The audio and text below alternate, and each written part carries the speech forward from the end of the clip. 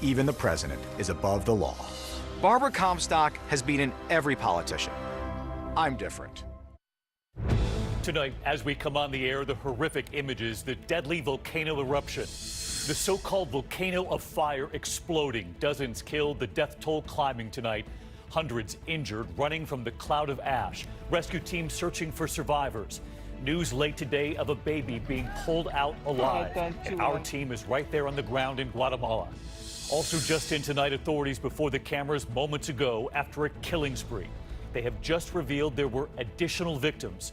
Several already shot to death in several locations. The manhunt, the suspect surrounded, then taking his own life. The Supreme Court decision, the Colorado baker who said he would not bake a wedding cake for a gay couple.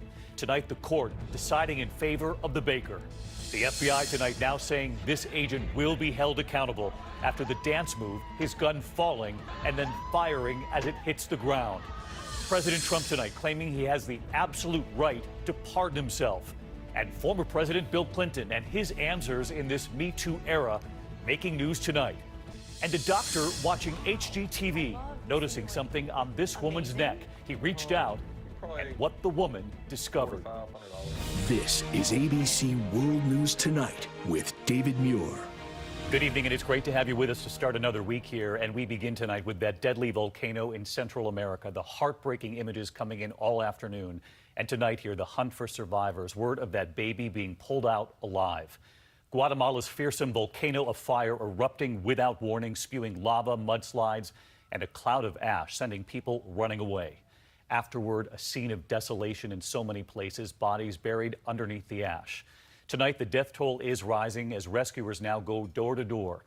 ABC's Victor Oquendo is on the ground in Guatemala for us tonight, and we warn you, some of these images are difficult to watch. This was the scene of unimaginable horror in Guatemala. Panicked residents fleeing for their lives as the volcano erupts. Thick ash plumes descending on whole villages, taking over the roads, the trees, the sky. Here, 2 police officers race to escape the eruption. Their vehicle becomes enveloped in ash. Thankfully, they escape. The volcano beginning to spew rock and ash Sunday at noon. Lava begins barreling down the side of the volcano, families saying they had little warning to get out. We were suffocating, couldn't breathe, this woman says. Rescue crews in the dark helping children and the wounded get to safety. Homes quickly engulfed by flames. This family of 6 escaping by helicopter. Other families not as lucky. So many scenes like these. Whole villages now blanketed by ash, the homes, the cars frozen in time. Tonight, the death toll staggering, more than 60. For those who were able to make it out, many tonight now living in these packed shelters. In this one, in Escuintla, residents receive medical supplies and children are hooked up to oxygen tanks. So many still in shock. Children left to sleep on the floor. We lost 3 of our family members, he says, but there are signs of hope.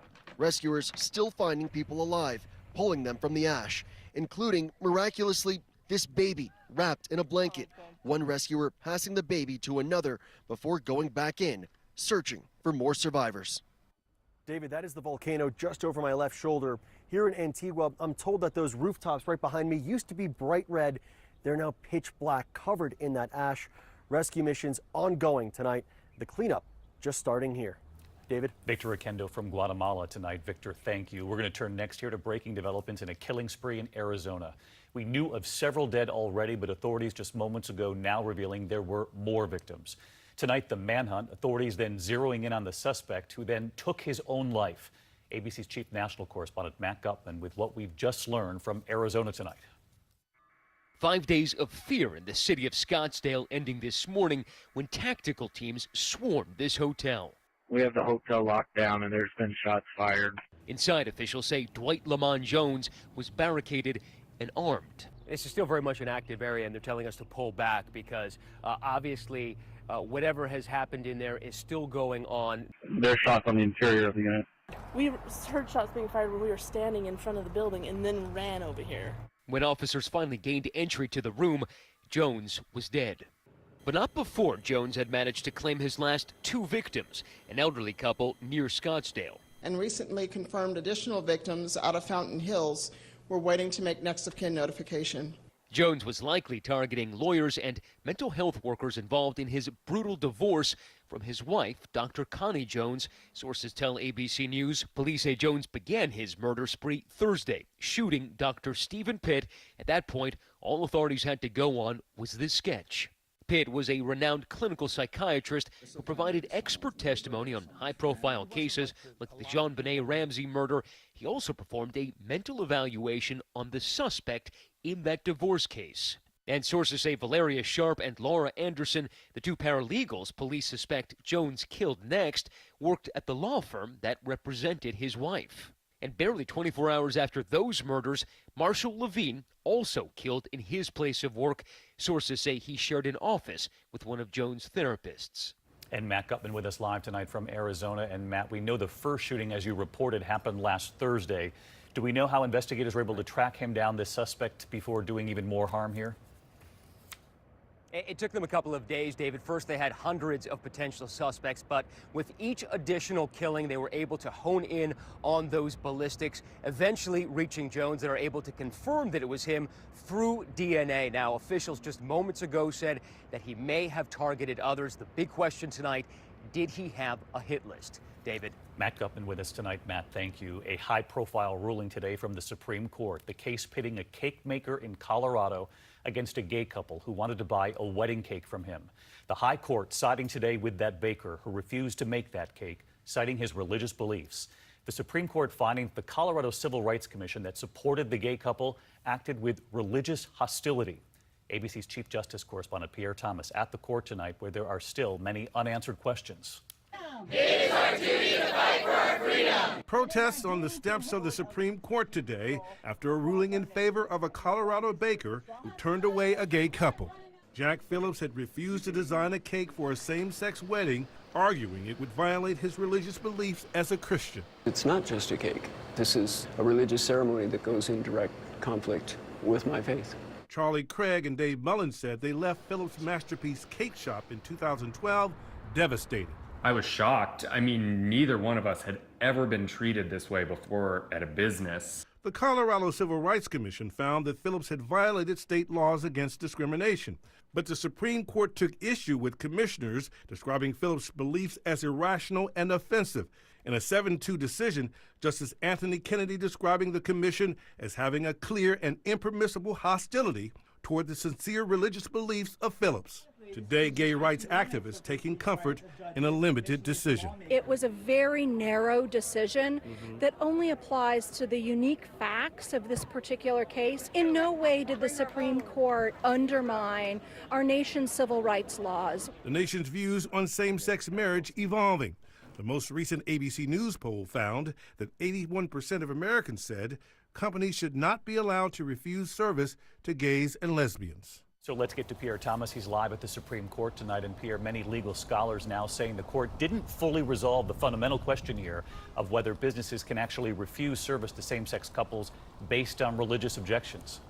That's right, David. The issue is left unresolved. And there's a case involving a florist refusing service to a same-sex couple that the Supreme Court could decide to take up as soon as next fall.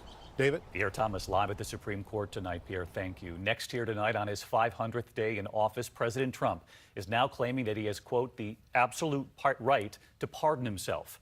Tonight, our John Carl pressing the White House on this, asking, does the president plan to use that power to pardon on himself? Today, a defiant President Trump declared himself effectively immune from prosecution, tweeting, "I have the absolute right to pardon myself, but why would I do that when I've done nothing wrong?" Later, White House Press Secretary Sarah Sanders refused to rule it out. Thankfully, the president hasn't done anything wrong and wouldn't have any need for a pardon. But does he absolutely rule out doing that? I mean, does he rule out ever issuing a pardon for himself? Once again, thankfully, the president hasn't done anything wrong and therefore wouldn't need one. The top Republican on the Senate Judiciary Committee scoffed at the idea the president could pardon himself. If I were president of the United States and I had a lawyer that told me I could pardon myself, I think I'd hire a new lawyer. The president's own lawyer, Rudy Giuliani, calls the idea of Trump pardoning himself unthinkable, adding it would likely lead to immediate impeachment. The pardon idea was floated in a January letter from the president's legal team to special counsel Robert Mueller. The letter also offered a new explanation for Donald Trump Jr.'s initial misleading statement about his meeting at Trump Tower with a Russian lawyer he was told had dirt on Hillary Clinton. Back then, Sanders said the president was not responsible for his son's words. He certainly didn't dictate, but, he, like I said, he weighed in. But the letter from the president's legal team says, in fact, the president dictated a short but accurate response. Literally, you said he did not dictate. The lawyer said he did. What is it? I'm not going to respond to a letter from the president's outside counsel. We've purposely walled off, and I would refer you to them for comment. Giuliani says the conflicting accounts is one reason the president is now unlikely to agree to an interview with the special counsel. This is the reason you don't let the president testify. Our recollection keeps changing.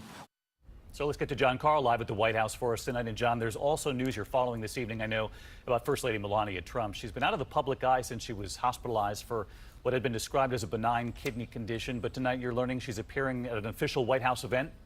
It's a closed event, David, but the White House tells us she took part in an event here at the White House with Gold Star families. We haven't seen the First Lady in public since she helped greet those American prisoners from North Korea some 24 days ago.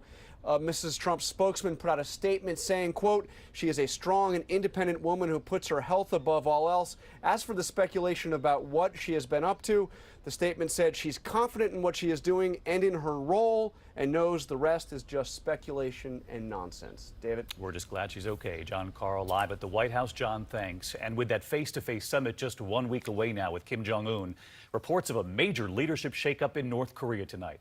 South Korean media now reporting that Kim has replaced his top 3 military officials. The reason remains unclear at this hour, but some observers believe Kim may be tightening control and sidelining officials who might resist change in order to give himself more room to negotiate with President Trump. And former President Bill Clinton is in the news tonight, facing a new firestorm for his answers in an interview in this Me Too era. He was asked whether he owes Monica Lewinsky an apology.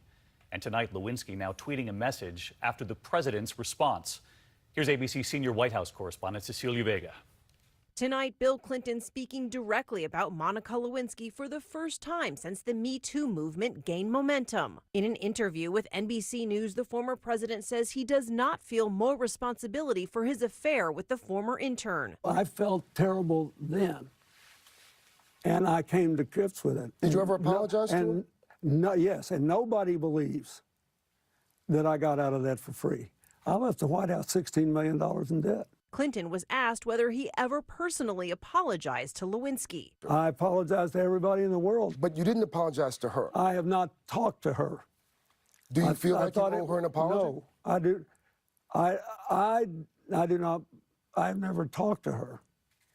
But I did say publicly on more than one occasion that I was sorry. It is important to me that everybody who has been hurt know that the sorrow I feel is genuine.